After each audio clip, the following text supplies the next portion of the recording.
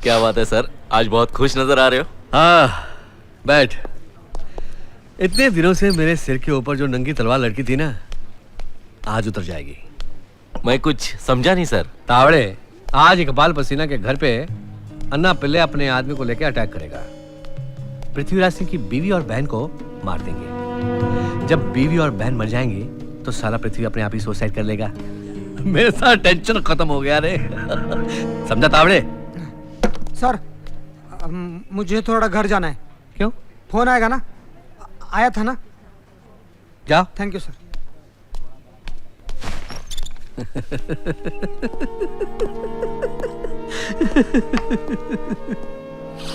आप हंस क्यों रहे हैं सर? मेरा निशाना बिल्कुल ठीक जगह पे लगा है। ए बेवड़ा गोपी पृथ्वीराज सिंह का चमचा है, उसका खास आदमी, उसे खबर देने गया ये। जबकि सच बात तो ये है कि आज फील्डिंग पृथ्वीराज सिंह के लिए लगेगी। जैसे ही पृथ्वी अपनी बीवी और बहन को बचाने के लिए इकबाल पसीना के घर जाएगा, डॉक में अन्ना पिल्ले और उसके आदमी उसे टपका डालेंगे। हाँ गोपी, बोल कैसे फोन किया? वो अन्ना पिल्ले के आदमी है ना, वो भाभी और बहन को खत्म करने के लिए इकबाल पसीना के घर जा रहे हैं। आप बचा लो इनको, बचा लो साहब। मैं इंस्पेक्टर तावड़े बोल रहा हूँ इकबाल भाई। क्यों रे कुत्ते, आज मेरे को फोन कैसे किया? पृथ्वीराज सिंह को ये खबर दिलवाई गई है कि अन्ना पिल्ले और उसके आदमी तुम्हारे घर पर अटैक करने वाले हैं। लेकिन सच्चाई ये है कि डॉक्स के रोड पर अन्ना पिल्ले और उसके आदमी पृथ्वीराज सिंह का ही गेम बजाने वाले हैं। मैं मानता हूं मैं कमीना हूं, लेकिन नमक के साथ कोई नमक नहीं खाता। एक पुलिस वाला दूसरे पुलिस वाले की जान का दुश्मन कभी नहीं होता इकबाल भाई। हाँ, तू मेरे को बोल के बहुत बड़ी मेहरबानी किया। जिंदगी रही तो तेरा एहसाना चुका दूंगा तावड़े। हाँ,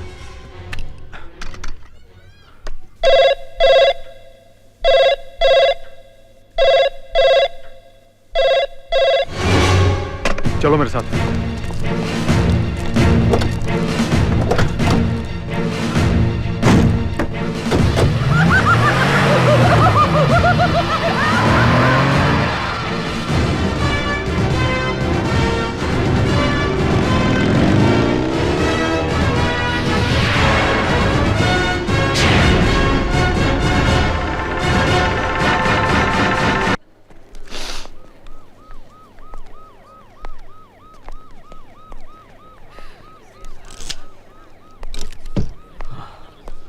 डॉक्टर साहब, Excuse me, अब पृथ्वीराज की तबीयत कैसी है? Oh, he is out of danger, मगर उन्हें आराम की सख्त जरूरत है। Excuse me, please please. क्या हो रहा है ये सब?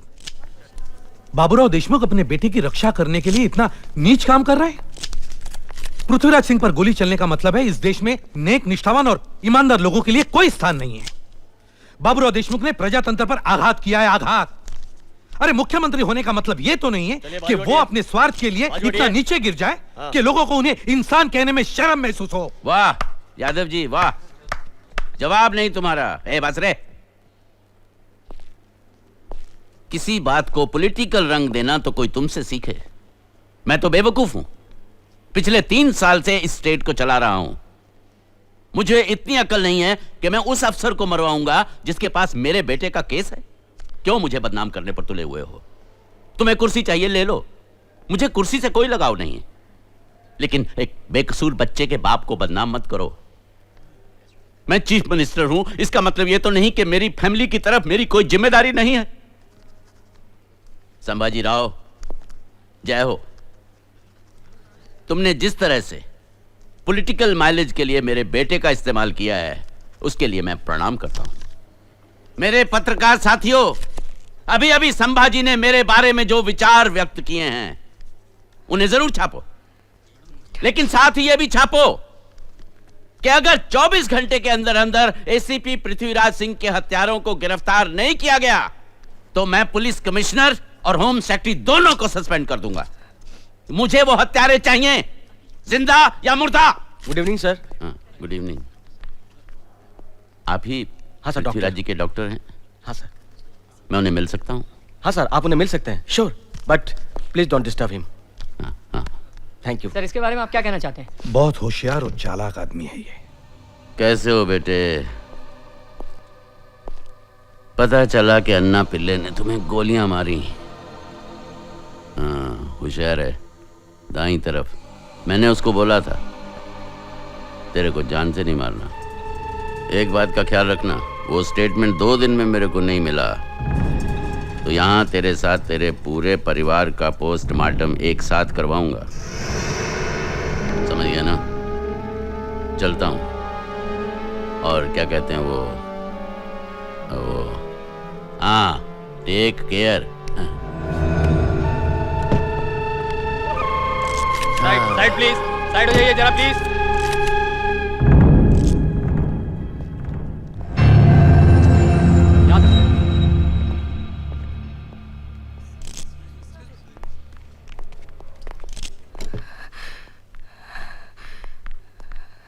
पृथ्वी, क्या हुआ?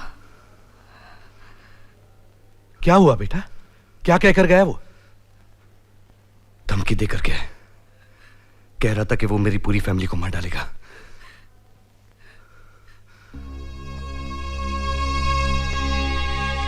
इस युद्ध में मैं हार गया हूं बेटा, हार गया हूं। अगर इतनी जल्दी आप हार मान जाएंगे सर, तो फिर आम आदमी का क्या होगा? मैं भी तो एक आम आदमी हूं बेटा, आम आदमी। आप कोई ईमानदार वकील सजेस्ट कर सकते हैं सर, जो परसों कोर्ट में जाकर वो स्टेटमेंट दाखिल कर सके। किस वकील पर विश्वास करोगे बेटा? 1 करोड़ 2 करोड़ में वो सौदा करेगा उस स्टेटमेंट का सीएम के साथ।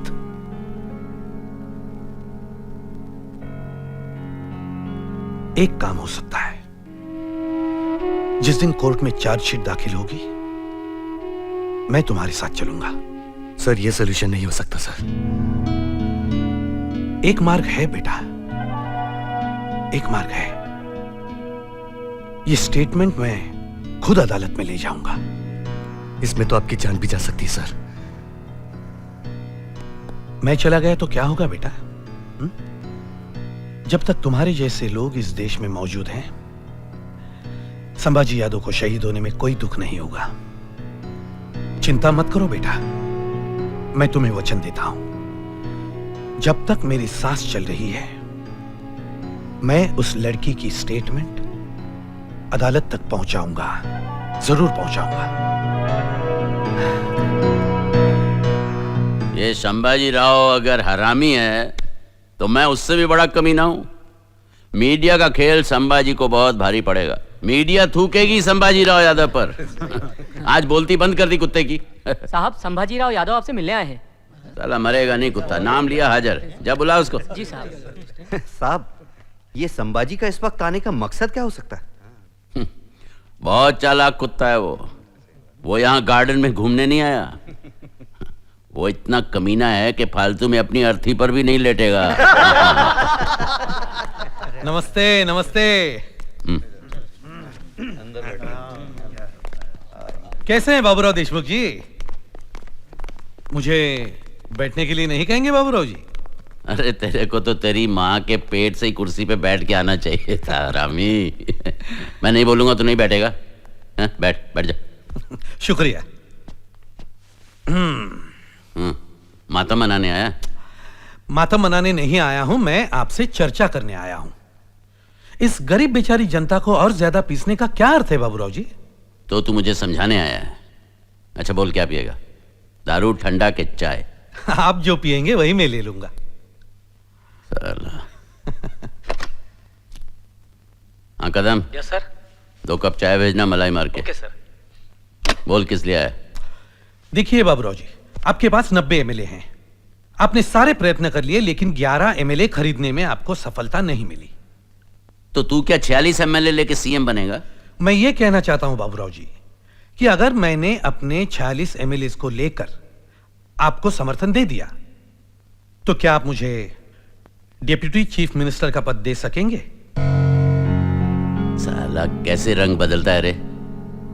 मैं गटर के किनारे बैठे खुजली वाले कुत्ते को डिप्टी सीएम बना दूंगा, पर तेरे को कभी नहीं। तो फिर अंबर के बारे में विचार करो बाबूराव जी। कानून और उसके बीच की दूरी बहुत कम रह गई है। बेटे का नाम लेकर ब्लैकमेल कर रहा है? मैं पृथ्वीराज और उसकी पूरी फैमिली को खत्म कर दूंगा, पर तेरे साथ समझौता नहीं करूंगा। तो क्या उसके बाद आप मुख्यमंत्री पद पर रह पाएंगे? अरे 3 दिन में लोग भूल जाएंगे। इस देश में महात्मा गांधी मारे गए, क्या हुआ?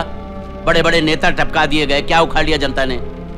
जन्मदिन पर समाधि पर चले जाते हैं, मरण दिन पर फूल चढ़ाकर कीर्तन करते हैं। तू डिप्टी सीएम बनने का सपना छोड़ दे।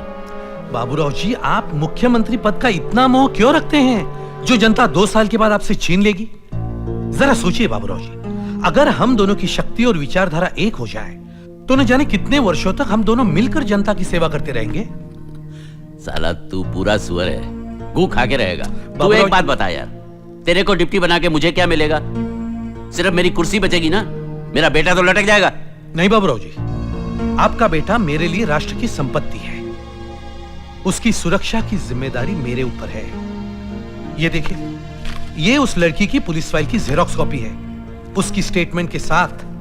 अच्छी तरह से देख लीजिए। हाँ? साला तू मेरे साथ बहुत बड़ा गेम खेल रहा है। ये फाइल तेरे पास कैसे आई? बाबूराव जी, आप चीफ मिनिस्टर हैं, पर मुझसे एक्सपीरियंस में कम है। आपने जोर जबरदस्ती की इस फाइल को हासिल करने के लिए, और मैंने प्यार मोहब्बत से पृथ्वी से ये पाली। जिस दिन डेप्यूटी चीफ मिनिस्टर की शपथ लूंगा, उस दिन इस फाइल की कॉपी और ओरिजिनल स्टेटमेंट दोनों जला डालूंगा, अपने देश की कसम। साले तू बहुत घटिया इंसान है। अब आधी कुर्सी तेरे को देनी पड़ेगी। तो क्या चाय पी के ही सेलिब्रेट करेंगे? साला हरामी।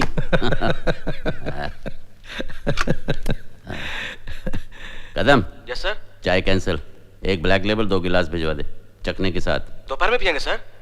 तो तेरे को पूछ के पीना पड़ेगा क्या गधे? Sorry sir. अब तेरे को क्या हुआ बुड्ढे? एक बात की टेंशन है बाबूराव जी। अब कौन सा टेंशन रह गया रे?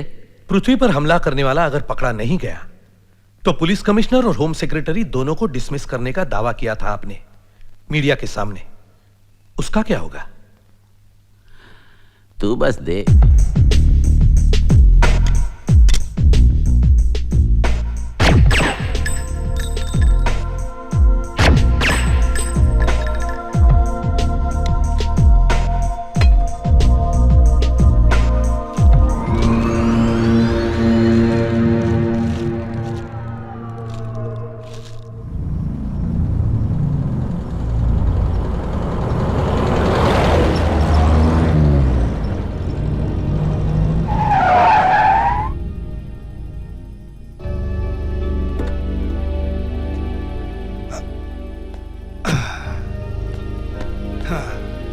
क्या पटवर्धन, तेरे एसीपी कैसा है? ठीक है, जिंदा है। अबे जिंदा रखने के हिसाब से तो मारा था उसे। अच्छा वो सब छोड़, मेरे को काय को बुलाया इधर? हाँ, बाबूराव जी ने तुम्हारे लिए भेजा है। वाह, क्या पीस है। संभाल के, लोडेड है। अबे बोलने को नहीं होता है क्या? चलूं मैं? चल। अन्ना। हाँ।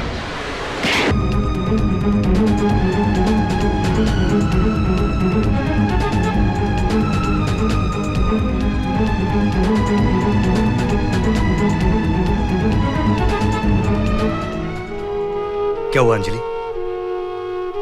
पढ़ लो।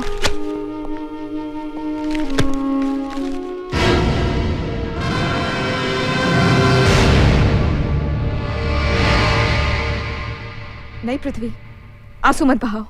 आंसू बहाने का हक तुम खो चुके हो, क्योंकि तुम्हारे साथ साथ हमने भी बहुत आंसू बहाए। आरती की इज्जत लुटते लुटते बच गई। मैंने अपने बच्चे की कुर्बानी दे दी। इन सब की कीमत तुम्हारे आंसू नहीं हो सकती पृथ्वी। हमारे घर का सुख, चैन, हमारी खुशियां सब छीन लिया इन लोगों ने। जाओ उनके पास, जाकर इस बात का जवाब लेकर आओ, उन्होंने तुम्हारे साथ ऐसा क्यों किया? क्यों किया ये सब?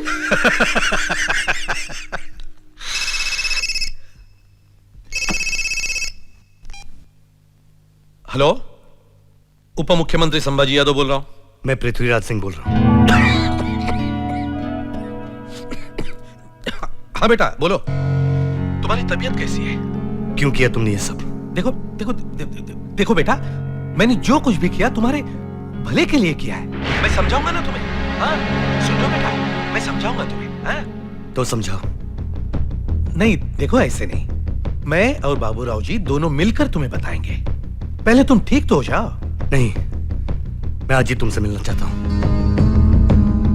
अच्छा, तो ठीक है। आज शाम को 6 बजे मलबार हिल की गवर्नमेंट सर्किट हाउस पर आ जाना। हाँ, ठीक है।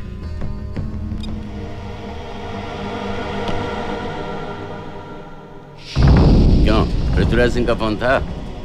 हाँ।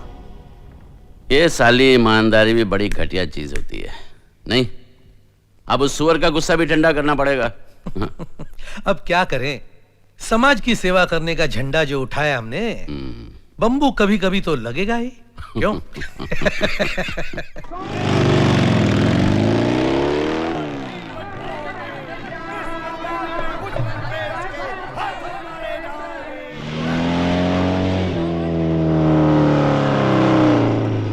बाबूराव जी, मैंने कहा था ना वो आएगा।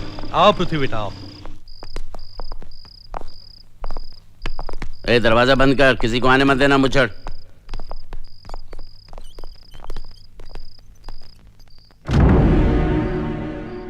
क्यों किया ऐसा तुमने? अरे बेटे, मैंने जो कुछ भी किया तुम्हारे भले के लिए किया। तुम्हारी सुरक्षा के सारे मार्ग बंद हो चुके थे, किसी भी समय तुम्हारी हत्या होने वाली थी, और फिर तुम्हारा परिवार भी धोखे में था, इसलिए मुझे बाबूराव जी से समझौता करना पड़ा। कैसा समझौता? देखो, बाबूराव जी ने मुझे वचन दिया है कि आज के बाद वो तुम्हारे किसी भी मामले में दखल नहीं देंगे। लो, नहीं वो तुम्हारे प्रगति के रास्ते पर कोई रुकावट डालेंगे। वो कैसे? कल तुम्हारे टेबल पे वो गवर्नमेंट की नोटिस आ जाएगी कि you did not have any hand in that innocent boys murder. तुम्हारी नौकरी तुम्हें वापस मिल जाएगी, और 1 महीने के अंदर तुम 1 महीना नहीं रे, 25 दिन। हाँ। 25 दिन में तू डीसीपी बनेगा पृथ्वीराज सिंह। हाँ। जवान। अच्छा है, लेकिन उस लड़की को इंसाफ दे दिया। नमस्ते, आपने बुलाया मुझे?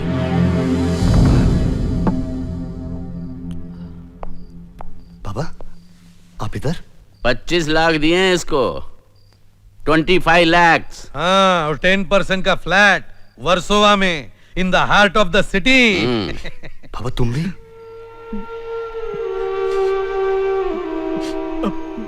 अब बात बढ़ाने से क्या फायदा होगा बेटा? मेरी बेटी तो चली गई, वापस तो नहीं आएगी। इन लोगों ने मेरे लिए बहुत कुछ किया, चैन से बुढ़ापा कट जाएगा, मेरा बेटा भी पढ़ लिख लेगा, मुझे कोई शिकायत नहीं है, मुझे कोई केस नहीं लड़ना है बेटा।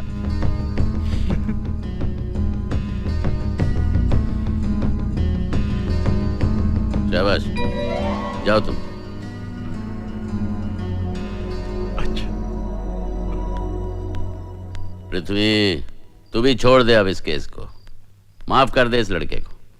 ए हरामी, क्या बोल रहा था रे? बोल इसके सामने।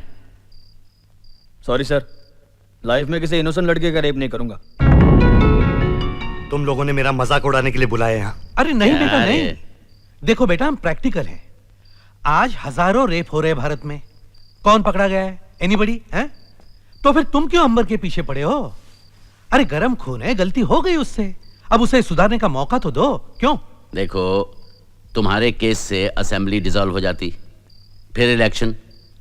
अब पब्लिक जो पहले ही महंगाई से मरी पड़ी है, उस पर फिर से इलेक्शन के खर्चे का बोझ क्या अकलमंदी होती?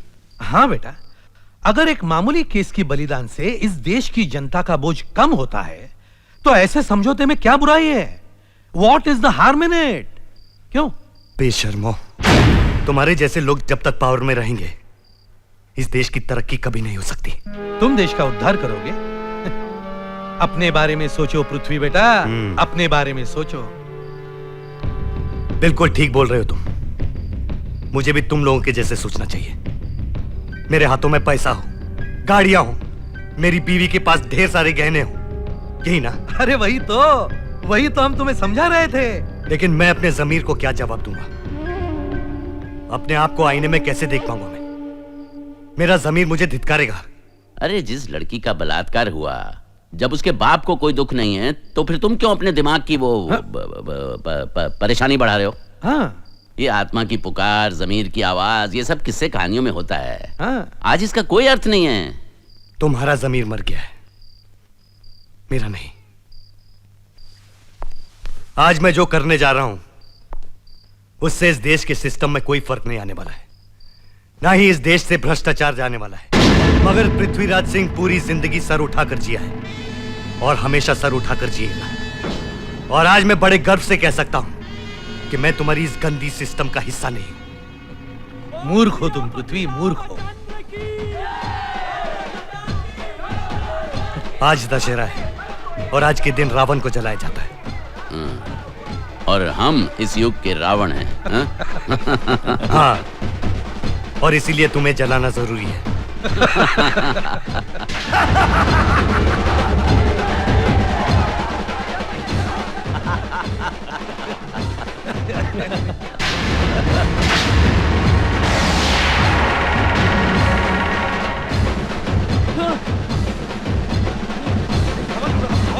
चिल्लाओ सालो चिल्लाओ, कोई आवाज नहीं सुनेगा तुम लोगों का, समझा?